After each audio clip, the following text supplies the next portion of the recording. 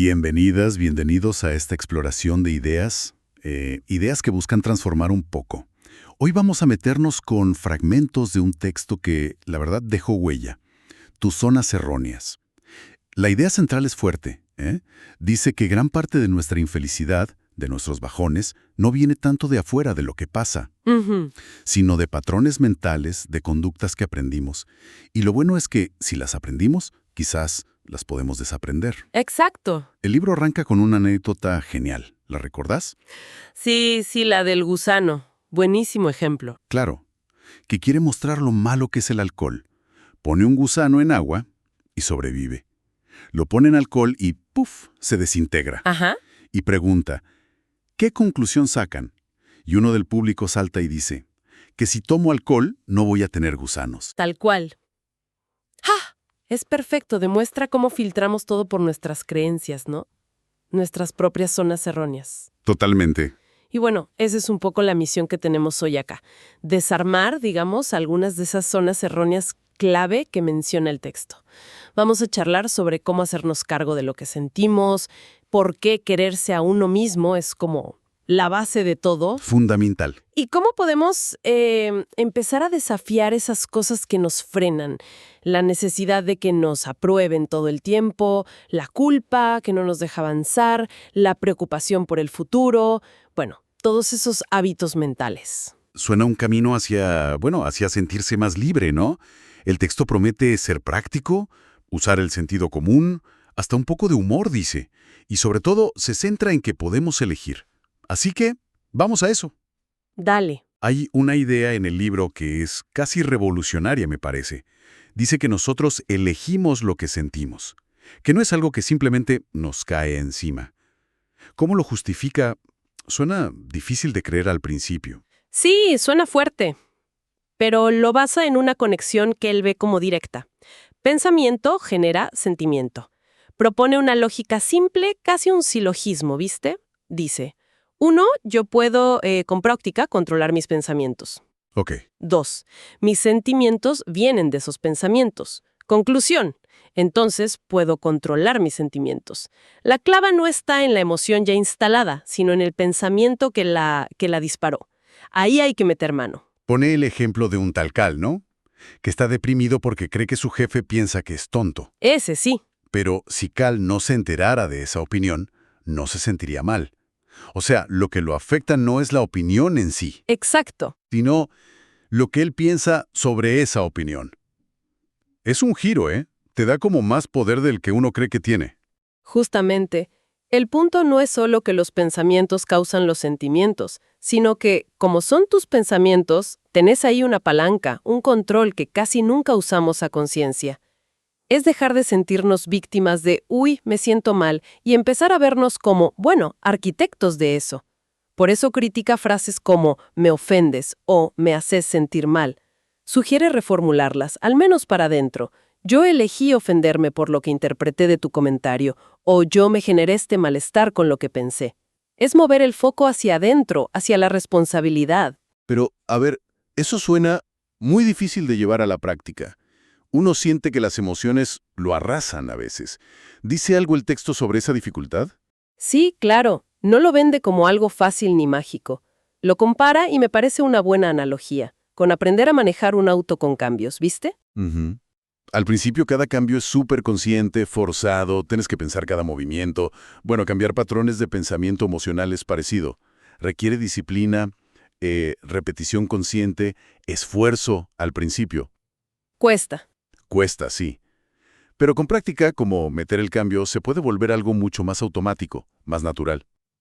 Y junto con esto de elegir los sentimientos, insiste un montón con vivir en el ahora, en el momento presente. Dice que casi toda conducta que nos juega en contra es un intento de escapar del presente. O nos vamos al pasado con la culpa o al futuro con la preocupación. Tal cual. La propuesta es esa, anclarse en el presente. Preguntarnos, ¿por qué elijo estar mal ahora? ¿O qué puedo hacer con este momento? En lugar de rumiar. El texto habla de la inmovilización como una señal de alerta.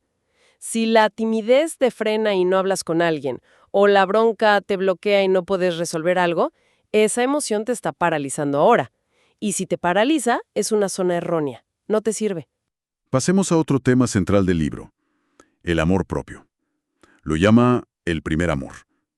Dice que es imposible amar de verdad a otros o recibir amor si uno no se quiere primero. ¿Por qué es tan fundamental? Porque argumenta que la autoestima de verdad, la genuina, no puede depender de que los demás te aplaudan o te validen. Hay una frase muy directa. Tú vales porque tú dices que es así. Punto. Si tu valor depende de lo que piensen otros, bueno, les estás dando el control remoto de tu bienestar. Claro, A veces nos enseña a poner siempre a los demás primero, ¿viste? No seas egoísta, pensá en los otros. Y nos olvidamos de que el mandato de amar al prójimo viene con un como a ti mismo. Ese como a ti mismo es la base. Sin eso, lo otro se derrumba. Describe cómo desde chicos podemos empezar a dudar de nosotros, con mensajes tipo, los nenes no opinan, o reglas de buena educación, que a veces invalidan lo que el chico siente o quiere, para que el adulto esté cómodo. Sí, y da una definición de amor hacia los demás que solo funciona si te querés vos primero. Dice algo como, es la capacidad de permitir que tus seres queridos sean quienes elijan ser sin tratar de que encajen en lo que a vos te gustaría. Si vos estás segura de tu valor, no necesitas que los demás actúen de X manera para sentirte bien. Puedes quererlos como son. El ejemplo de Noah es fuerte. El tipo que no podía decir te amo porque en el fondo necesitaba escuchar el yo también para sentirse valioso. Exacto. Si él ya se sintiera valioso por sí mismo, decir te amo no sería una apuesta tan riesgosa. Sería una expresión, no una pregunta esperando validación. Entonces es clave separar nuestro valor como personas de nuestro comportamiento o de cómo nos traten. No son lo mismo. Justamente, cita un psiquiatra, Leng, que describe un círculo vicioso que a veces aprendemos. Mamá me quiere, me siento bien. Mamá no me quiere, me siento mal. Debo ser malo porque no me quiere. No me quiere porque soy malo. Hay que cortar esa cadena. Tu valor es algo que vos decidís, una constante, no algo que sube y baja según las circunstancias o la opinión ajena. entendido. El por qué es tan importante. Pero, ¿cómo se cultiva? ¿Qué propone el texto para quererse más? Sugiere empezar por aceptarse sin chistar, dice. Reconocer tu propio valor como una decisión interna, no algo que tenés que ganarte. Y da ideas prácticas, ¿eh? Aceptar un cumplido con un gracias sin minimizarlo. Animarse a decir te amo, si lo sentís, bancándote que el otro es libre de sentir lo mismo o no. Darte gustos, pequeños o grandes, porque sí, porque te lo mereces. ¿Mm? Eliminar la envidia, que al final es compararte y sentirte menos. Cuidar tu cuerpo, comer bien, moverte, descansar, como una forma de respeto a vos misma. Explorar tu sexualidad desde tu propio placer para después poder compartir. Y fundamental, separar tus éxitos o fracasos de tu valor como persona. Eso es clave. Bien. Con estas bases de responsabilidad y autoaceptación, se entienden mejor las zonas erróneas específicas que detalla. Una muy común, la necesidad de aprobación. ¿Por qué la ve tan dañina? Porque es como entregarle el poder a los demás. Es decirles, implícitamente, lo que vos pensás de mí es más importante que lo que yo pienso de mí. Convierte un deseo natural, que está bueno, que es gustar, ser apreciado, lo convierte en una necesidad que te paraliza. Si necesitas que te aprueben y no lo consigues, te desmoronas. Claro. Además, es que es imposible lograrlo. Siempre va a haber alguien a quien no le guste lo que haces o decís. Buscar la aprobación de todos es una receta para frustrarse mal. El texto menciona cómo la cultura popular a veces refuerza eso, ¿no? Canciones tipo Sin ti no soy nada, o publicidades que juegan con el miedo al qué dirán. Totalmente. Y plantea una ironía interesante. Dice que muchas veces la gente que recibe más aprobación genuina es la que menos la busca activamente. La gente auténtica que va por la vida siendo ella misma. Como la fábula del gato que se persigue la cola. Esa misma. Mientras la persigue, la cola, la felicidad, la aprobación, se escapa. Cuando se ocupa de sus cosas de gato, la cola viene sola. ¿Alguna estrategia puntual para manejar esta necesidad? Una útil es, cuando alguien te critica o desaprueba, en lugar de defenderte a muerte o sentirte horrible, proba a describir lo que le pasa al otro. Decir, veo que esto te enoja, o entiendo que no estés de acuerdo.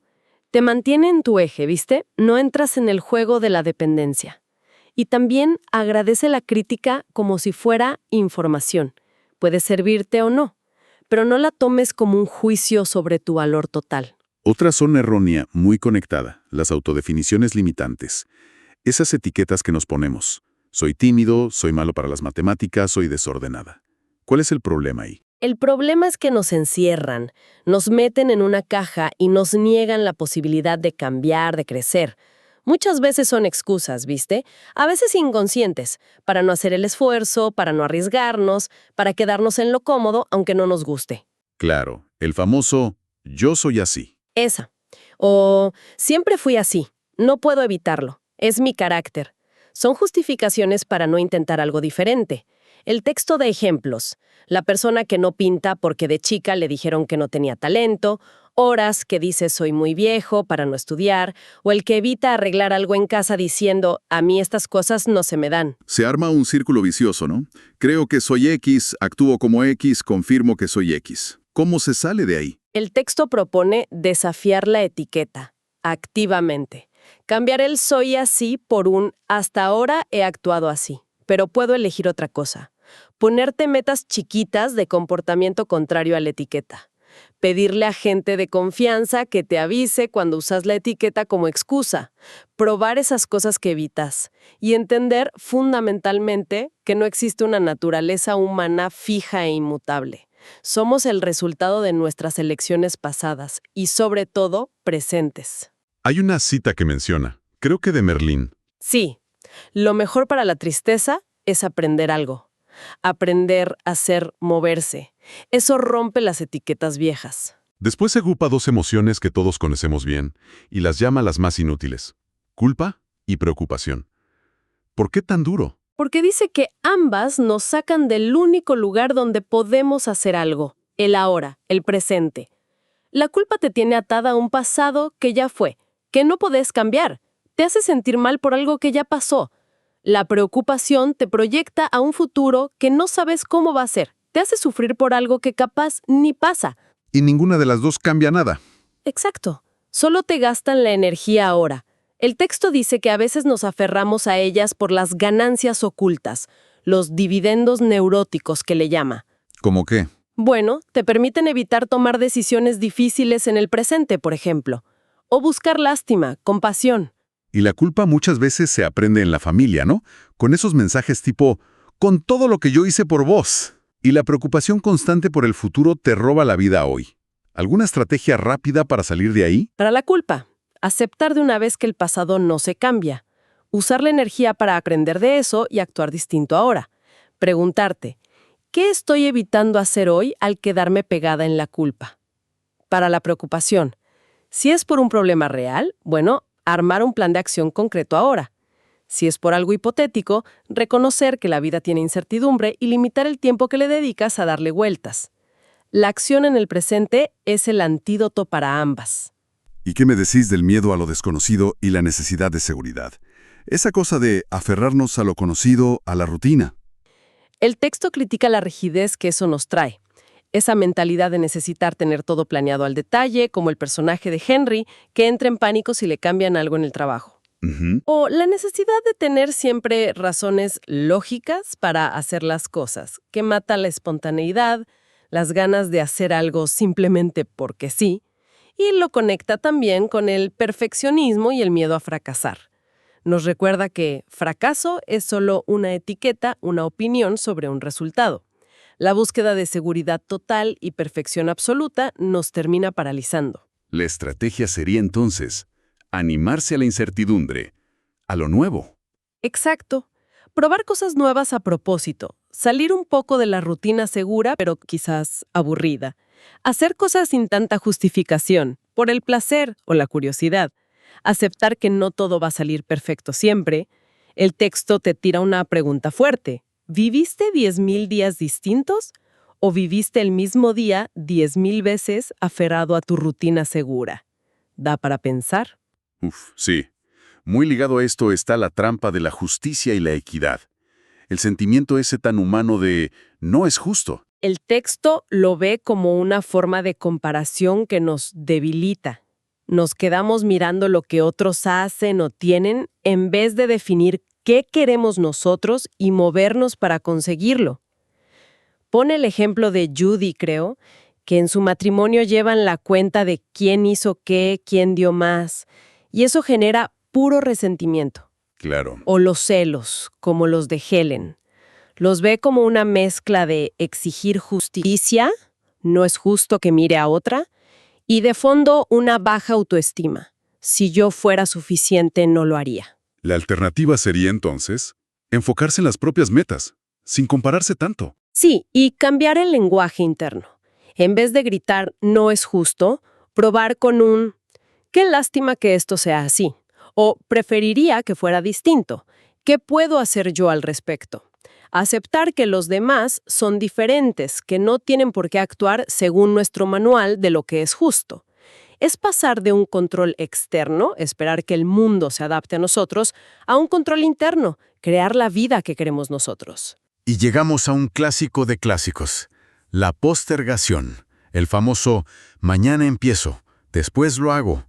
El texto dice que es casi universal, ¿no? Se basa en esa cosa de esperar pasivamente, esperar que las cosas se arreglen solas o que llegue el momento perfecto para actuar, que nunca llega. Como el caso de Mark, que espera 30 años a que su matrimonio mejore por arte de magia. La ganancia oculta ahí es clarísima. Evitar hacer algo que no nos gusta, o que nos da miedo, o que requiere esfuerzo. Te permite autoengañarte un rato. Totalmente. ¿Y la clave para ganarle? Hacerlo ya. Aunque sea un poquito. La regla de los 5 minutos que propone es genial para esto. Te comprometes a empezar la tarea, la que sea, solo por 5 minutos. Muchas veces eso alcanza para romper la inercia y seguir. Preguntarte, ¿qué es lo peor que puede pasar si lo hago ahora? Dejar de ser un crítico que encuentra 1000 razones para no hacer y convertirte en un hacedor, aunque sea a pequeña escala. Casi al final, el libro toca el tema de la dependencia versus la independencia. Habla de abandonar el nido psicológico. ¿A qué se refiere? Se refiere a liberarnos de esas relaciones que sentimos como una carga, como una obligación, donde hacemos cosas por culpa o por miedo, no porque realmente elijamos hacerlas. Contrasta la obligación, que dice que genera resentimiento, con la elección libre, que genera amor. Critica mucho esas dinámicas familiares o de pareja, donde se usa la culpa, el sacrificio o la manipulación emocional, gritos, silencio, llanto, para mantener al otro atado, dependiente. Claro. La clave, dice, es enseñarles a los demás cómo queremos que nos traten, poner límites sanos. El objetivo no es la fusión dependiente, sino la interdependencia. 2 personas enteras que eligen estar juntas. Hay una cita fuerte sobre eso. Sí, en cualquier relación humana, en la cual 2 personas se conviertan en una, el resultado siempre será 2 medias personas. Es potente. Y para terminar, la ira, la bronca, el enojo. ¿Qué dice el texto sobre esta emoción tan visceral? La define como una reacción que nos paraliza cuando nuestras expectativas no se cumplen. Y lo más importante, la presenta como una elección, como un hábito mental aprendido, no como algo inevitablemente humano. Argumenta que, aunque sacarla fuera suele ser mejor que guardársela, lo ideal, el objetivo final, sería aprender a no sentirla. ¿Por qué? Porque la ira te daña a vos física y emocionalmente, y rara vez soluciona el problema que la causó. De hecho, a menudo lo empeora. Surge de ese pensamiento de fondo. El mundo o vos deberían ser como yo quiero que sean. ¿Y el antídoto que propone? ¿Cómo se maneja? Principalmente el humor. Dice que es fisiológicamente imposible reírte de verdad y estar furiosa al mismo tiempo. Tomarse la vida y a uno mismo con un poco más de liviandad. Y otras estrategias más prácticas. Darte cuenta del pensamiento que te dispara la bronca, intentar retrasar la reacción, empezar contando hasta 15, por ejemplo, aceptar que los demás tienen derecho a ser diferentes y hablar las cosas en frío, no en el momento de la explosión. Bueno, hemos recorrido un montón de ideas de estos fragmentos de tus zonas erróneas. El mensaje de fondo parece bastante claro, ¿no? Tenemos mucha más capacidad de la que creemos para manejar nuestra vida emocional y, por lo tanto, nuestra felicidad. Definitivamente. Es como una llamada a mirar para adentro, a tomar conciencia, pero sobre todo a actuar, a hacer algo con eso. El primer paso es cachar esas zonas erróneas, esos patrones automáticos que nos tiran para abajo. Y el segundo, que es el decisivo, es elegir activamente reemplazarlos por otros que nos construyan, que fomenten la autoestima, la responsabilidad y la libertad. El texto insiste en que no es fácil, que no es de un día para otro, que requiere disciplina, práctica, como aprender a tocar un instrumento o un deporte nuevo, pero que la recompensa vale la pena. Vivir más en el presente, más libres de las cadenas del pasado, de las ansiedades del futuro y de lo que opinen los demás. Y quizá la reflexión final que deja picando el texto es esa que nos pone frente a nuestra propia finitud, ¿viste? Una pregunta parecida a la que se hacía Iván Illich en el libro de Tolstoy ya al final. ¿Cuánto tiempo voy a estar muerto? Uf, Frente a esa certeza, ¿cómo elegimos vivir este rato que sí tenemos? ¿Seguimos jugando con las reglas de otros, con sus expectativas, o nos animamos a escribir y vivir nuestras propias reglas? Una pregunta fuerte para que quede resonando. Gracias por acompañarnos en esta exploración tan interesante.